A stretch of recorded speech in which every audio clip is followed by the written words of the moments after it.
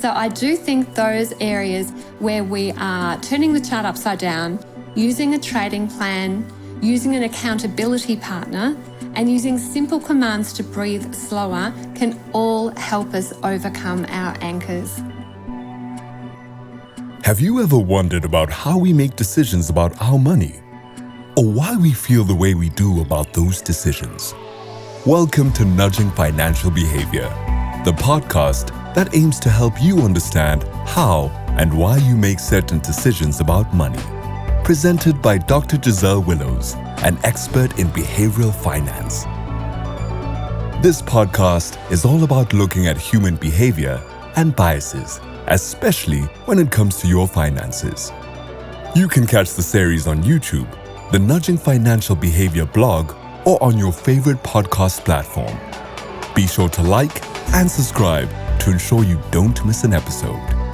Special thanks to our sponsor, IG Market South Africa, a world-leading online trading provider that gives you access to opportunities across thousands of financial markets through their intuitive platforms and apps. Let's get started. Welcome to episode 9 of Nudging Financial Behavior. I'm Dr. Giselle Willows. Thank you so much for joining us here today. In this series, it's my goal to help you recognize the biases that can subtly, and sometimes not so subtly, pull or push your thinking into making decisions about your finances that aren't entirely rational. When you're able to recognize these pushes and pulls, you'll be able to make smarter choices about your money and hopefully end up saving and earning more. In this episode, we're looking at the anchoring bias.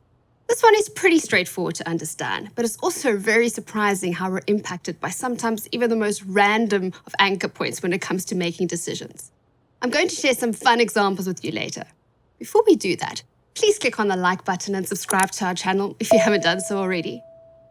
The first thing we need to do is define what an anchor point actually is. It's quite simple. Consider the nautical phrase, anchors away. This quite simply refers to the point at which an anchor starts to take weight as it's pulled in, which in turn means the anchors are clear of the sea bottom and the ship is officially underway. An anchor point in decision-making is what we use to start the thinking process, specifically when you need to guess something, or what's that great term, guesstimate.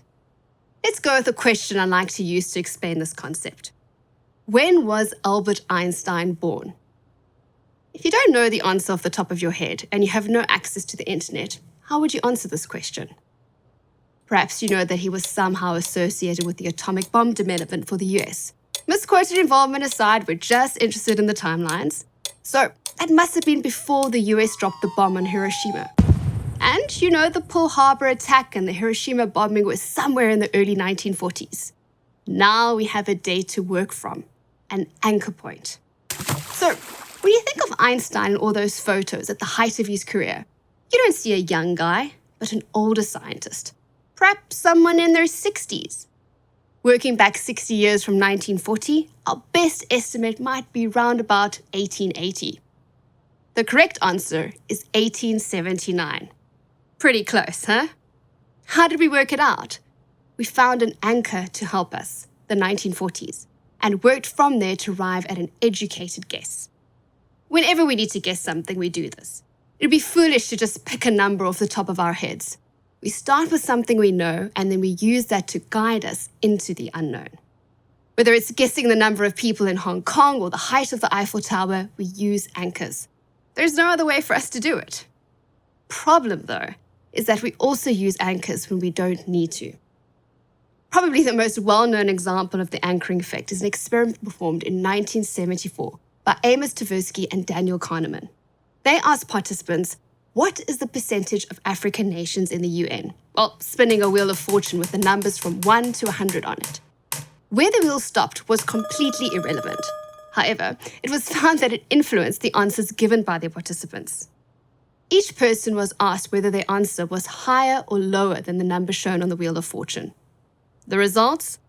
For the group that saw the wheel stopping on the number 10, they answered that the percentage of African countries in the UN was 25%. For the group who saw the wheel stop on the number 65, their percentage was higher, 45%. But how can a completely irrelevant number affect our decision-making? There was another well-known experiment published in the Journal of Consumer Research in 2004, where the researchers gave people a completely arbitrary anchor and asked some questions. The anchor was the last 2 digits of the participant's social security number.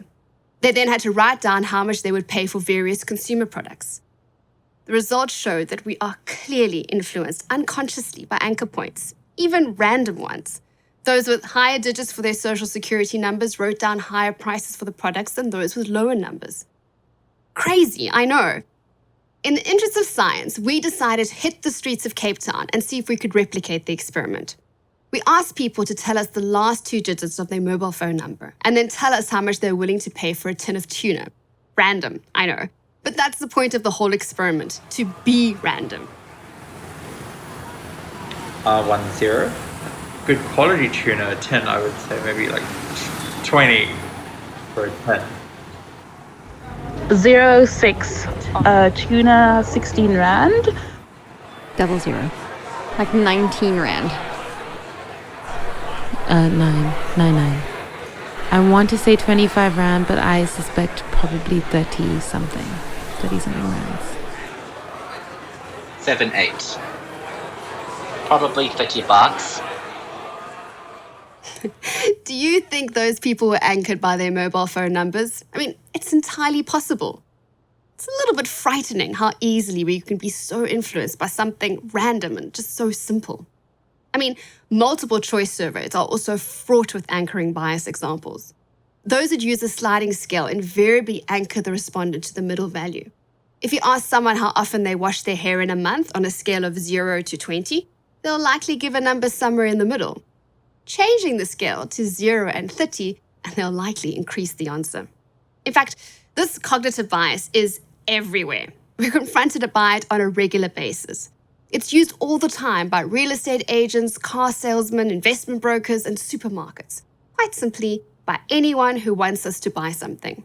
If you're being presented with a number and then asked to make a decision with it, be assured that you're being tricked into a behavior that is most likely not in your best interest. From a behavioral perspective, we also subliminally create our own anchors. Let's look at the real estate market. A potential seller might get a variety of estate agents to come value their house.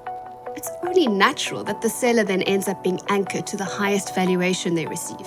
When the house is on the market and offers start coming in, the seller might not accept those offers because the offers are not at that top valuation price, even though they might be offers at the more realistic valuation suggested by another estate agent. By being anchored to another price, they miss out on that opportunity. If you want to dig even deeper into human psychology, some sellers purposely set the asking price too high because they're not emotionally ready to move on. But that's a whole different discussion. Now, I want to bring in what we spoke about in the last episode, the framing effect, and show how it can really shape your decision-making when coupled with anchoring. As a reminder, framing is a bias that's not about the specific information that you're presented with, but rather how that information is presented to you. In other words, it's not what you say, but how you say it. Essentially, the framing of information changes your perception of the actual information. Presenting the same situation in a different way using different frames can anchor people in a certain way. Present a situation in terms of possible losses, and people will likely take on risks to avoid those losses.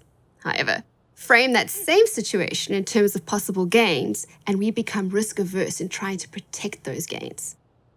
I'm not going to go into specifics here because the topic of risk aversion and loss aversion could be a podcast episode all on its own. In fact, you've given me an idea here. I think we'll definitely need to make a plan to come back to it in a later episode. What's interesting about the anchoring bias, though, is that there is actually a term for how it impacts financial decisions. We use the term the anchored investor. For an investor, a typical anchor is the original purchase price. A bias called loss aversion, which we're not talking about in detail today, means that we are unlikely to sell for below that original purchase price. It's common to be anchored to that initial price after you've bought the share. But when you need to make a subsequent decision to sell or hold or buy more, other biases like regret avoidance and the disposition effect come knocking. Also, new information is often not taken into consideration, and we believe our original viewpoint that led us to initial investment is more relevant than any information that comes afterwards. This sounds like confirmation bias, doesn't it? Perhaps even herding behavior. Also, Think about how analysts might go about valuing a company. Do they always start with a brand new fundamental analysis, or do they look at a previous valuation and adjust based on that? Remember this when using broker recommendations.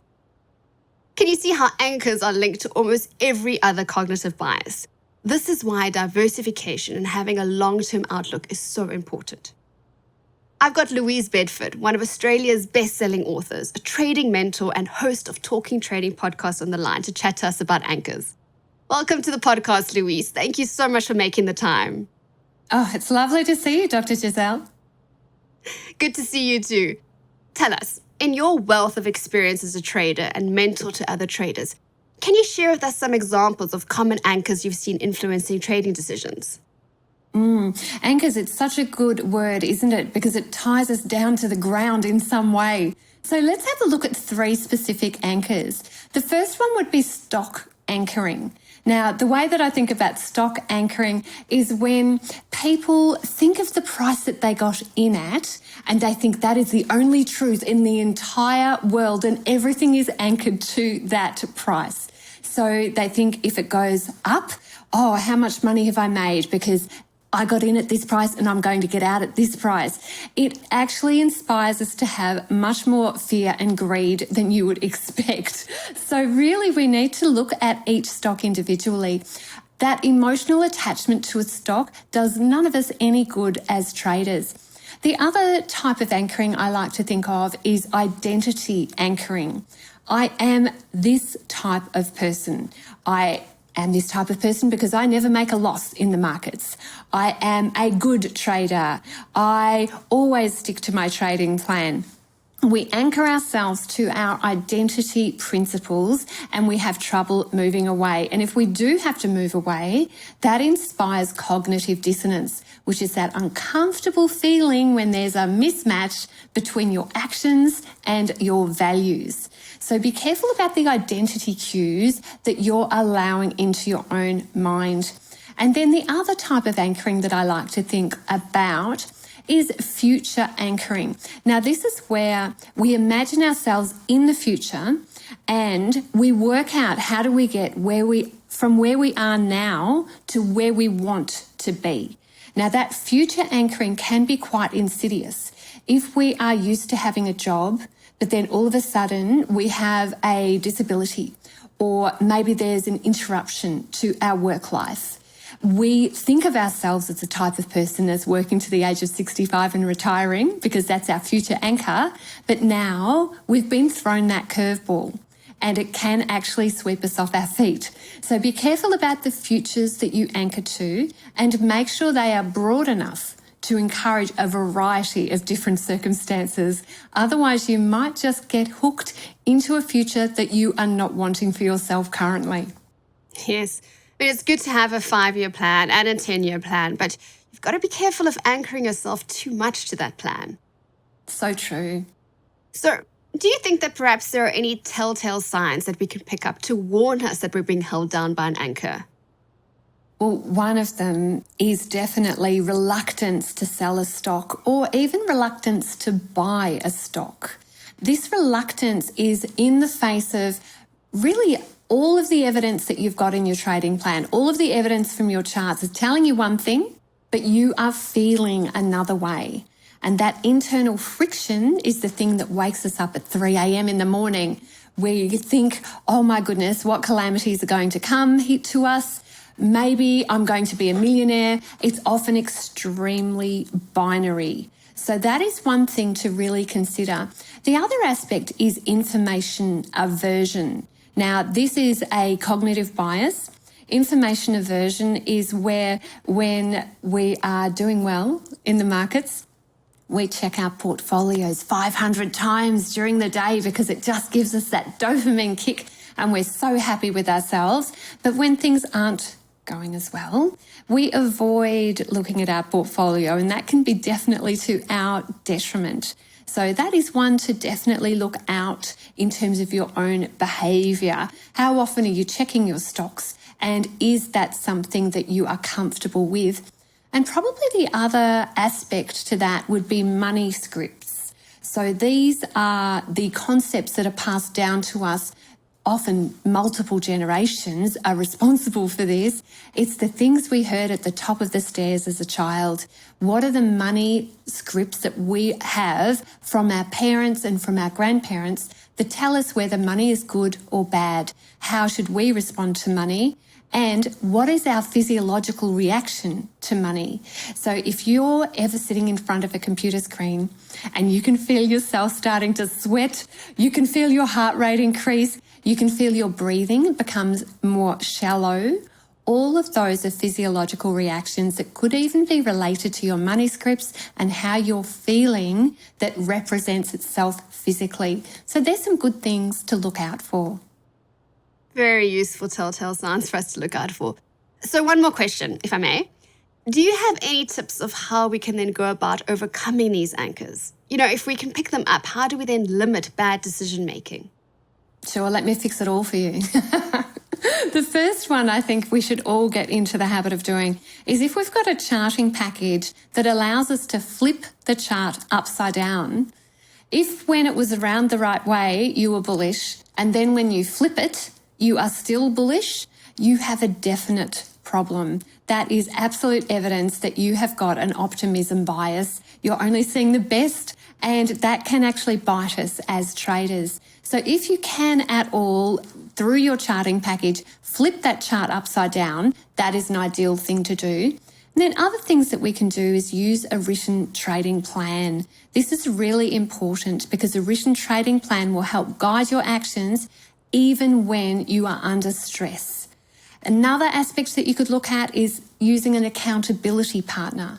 Have you got a trading friend that you can talk with that will help keep you on the straight and narrow?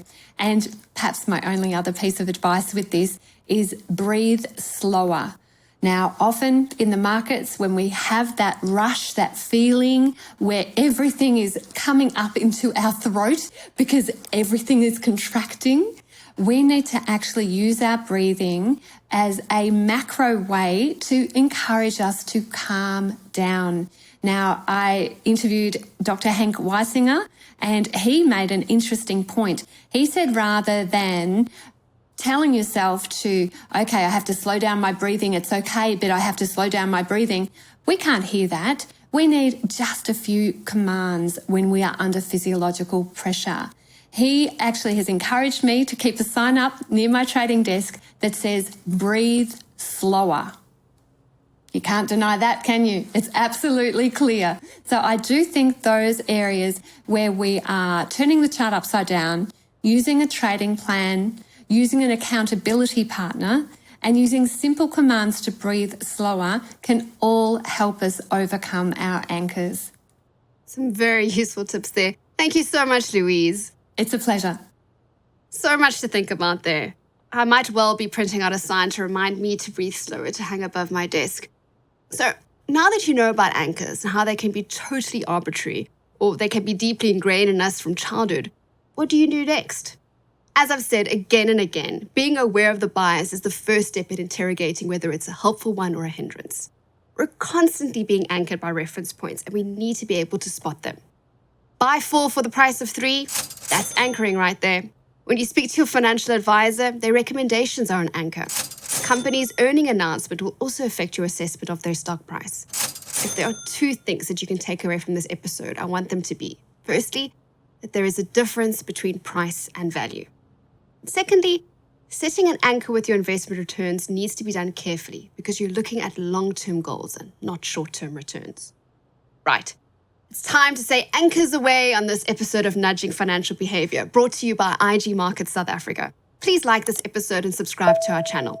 In the next episode, we're going to recap everything we've spoken about in this season. And we have a couple of bonus questions and answers to share with you from each of our interview guests this season.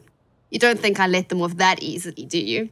You definitely do not want to miss the final episode of Season 1 of Nudging Financial Behavior. That was Nudging Financial Behavior, hosted by behavioral finance expert, Dr. Giselle Willows. Make sure you like and subscribe so that you don't miss an episode. You can catch the Nudging Financial Behavior podcast on YouTube, our blog, or your favorite podcast streaming platform. Thank you again to our sponsors, IG Market South Africa, for helping to bring the show to life. And now for the disclaimer. This podcast should not be seen as advice. All the information and opinions are of a general nature. They are not intended to address the needs or circumstances of any individual. We are not financial advisors, neither are any of our staff or service providers, nor is our sponsor. All expressions of opinion by the host or guest are subject to change without notice in reaction to shifting market conditions. Any information you get from us should be seen as only that, information only.